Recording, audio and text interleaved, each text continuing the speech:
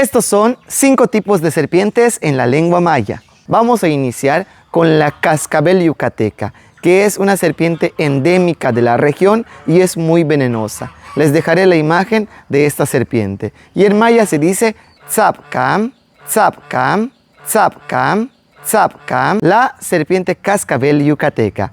La segunda serpiente de la lista se trata del wolpoch, que es una serpiente endémica de la región y también que es muy venenosa. Wolpoch, wolpoch, wolpoch. La tercera serpiente que vamos a aprender el día de hoy es nativa y no es venenosa. En este caso estamos hablando del ochcán, ochcán, ochcán, que es la boa centroamericana.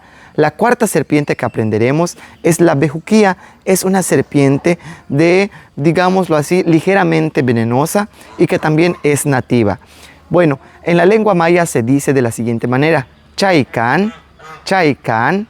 Y la quinta serpiente que aprenderemos el día de hoy, que esta es venenosa y también es nativa, es la colarillo, que en la lengua maya recibe el nombre de calam, calam, calam, calam, colarillo.